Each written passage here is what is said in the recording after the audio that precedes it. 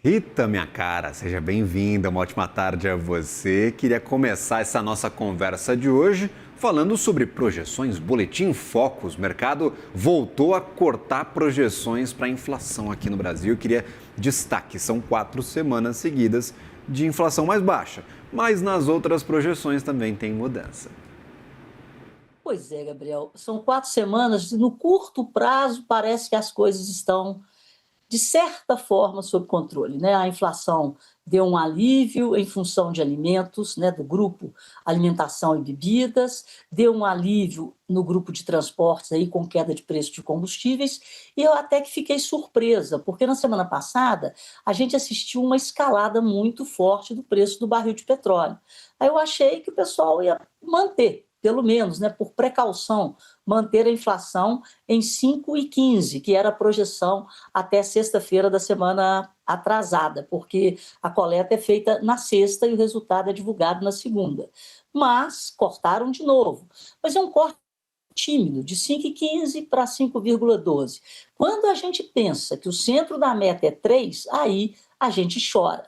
Porque de 3 para 5,15 há um longo caminho a ser percorrido pela autoridade monetária. E o longo caminho a ser percorrido pela autoridade monetária para trazer a inflação para o centro da meta passa pela manutenção de juros altos, juros restritivos. E aí a gente olha para o ano que vem e olha para 2028. E o que aconteceu? O problema estrutural do Brasil não foi resolvido, pelo contrário, ele foi agravado em ano eleitoral, que é a questão do fiscal, do controle das contas públicas, da diminuição do endividamento, ou melhor, pelo menos do equilíbrio das contas públicas, né? Porque nessa altura do campeonato não precisamos nem de ter superávit, mas pelo menos ficar no 0 a 0, receitas versus despesas, e não é o que tem ocorrido. De forma recorrente, as despesas estão engolindo as receitas e aumentando o nosso endividamento.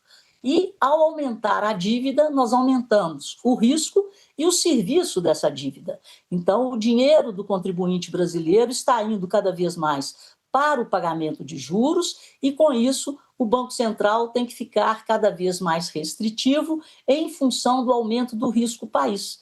Se o risco aumenta, aquele que nos financia, o nosso credor, ele quer sempre um juros extremamente atrativo para ele continuar fazendo com que o governo pedale essa bicicleta, né? E aí o custo é de toda a sociedade. Voltando ao relatório de mercado Boletim Focus, para 2027, infelizmente, a inflação projetada foi aumentada de 4,20 para 4,22. E para 2028, 3,78 para 3,80. Sendo que 2028 é o horizonte que o Banco Central trabalha, o horizonte relevante, é onde ele acredita que as ações de política monetária que estão sendo tomadas hoje surtirão efeito. Ou seja, o negócio para frente está realmente complicado. Então, não melhora em nada a nossa vida e nem a perspectiva dos juros. Os juros foram mantidos para 26, 27, 28 e 29. Nós estamos falando de juros de 2 dígitos. Lá em 2029, os juros é 10%. E hoje, né, para 2026, 14%. Então, é uma estrada, né, é um caminho muito espinhoso para a sociedade brasileira, para as famílias, para as empresas, que já estão extremamente endividadas e terão que continuar a conviver com juros pela hora da morte, até 2029. Resumo da ópera: o problema estrutural não foi tocado. O problema estrutural permanece e a conta é nossa.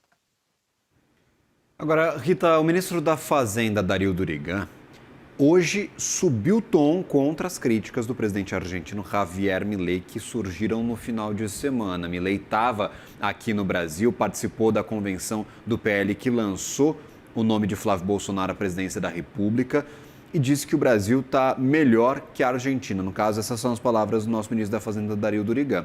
Qual que é a sua opinião sobre esse posicionamento, sobre essa defesa do nosso ministro em relação à comparação com os nossos vizinhos argentinos?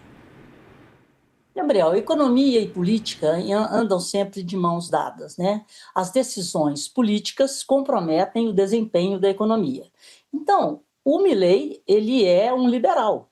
e ele estava na convenção do Partido Liberal. O seu antecessor na Argentina era um progressista, era o Gabriel Boric, e antes dele era o Fernandes, né? Todos, digamos assim, aliados, né? Parceiros de pensamento, de ideologia de Lula. Quando o Milei assumiu o governo argentino, e por isso ele ganhou, a inflação lá estava em 211%. Então, quando a gente faz comparações em termos de economia, porque o número aceita tudo, né? Você tem que ver qual é a Argentina que o Milei herdou. Então, ele herdou uma Argentina com 211% de inflação, a taxa de juros, se eu me recordo bem, estava em mais de 150% ao ano, e a inflação do mês, quando ele assumiu, estava em 25,5%. Hoje, você tem uma Argentina com uma inflação de 1,6%, né, em junho, que é o último dado.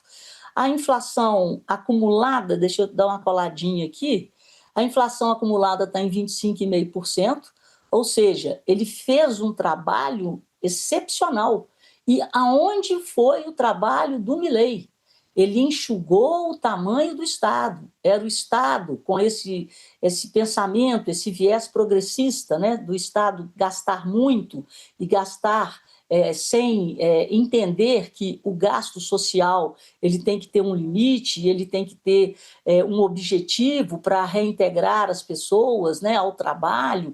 Então, o Milei ele assumiu uma Argentina no caos. E ele tem sido elogiado, inclusive, pelo Fundo Monetário Internacional, pelo controle que ele fez das contas públicas. E tem tido, com muito sucesso, acesso a linhas internacionais de crédito pela qualidade da gestão do governo dele, quando o assunto trata-se de contas públicas.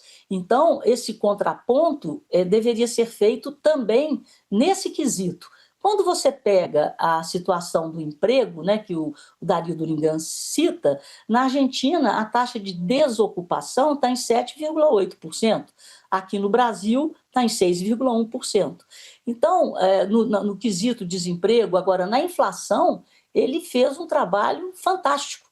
Ele recuperou a economia argentina durante o seu governo. Portanto, a gente tem que comparar sempre banana com banana, abacate com abacate, e temos que ter essa ideia da linha do tempo. Ao contrário de Milei, o Lula cresceu a nossa dívida, cresceu a relação dívida-PIB, então as contas públicas no Brasil elas pioraram, houve uma deterioração das contas públicas, o que está fazendo com que a taxa básica de juros não ceda na velocidade e na intensidade que nós gostaríamos.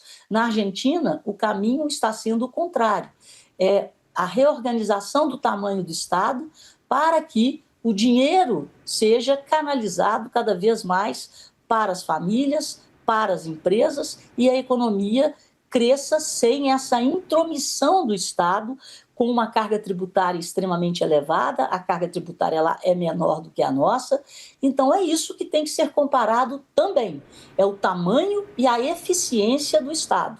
No quesito eficiência do Estado, hoje o governo Milei é muito mais eficiente do que o governo Lula. Muito obrigado pela participação de hoje no Insights de Mercado. Rita Mundinha, até a próxima, minha cara. Uma ótima tarde a você. Boa tarde, Gabriel. Valeu.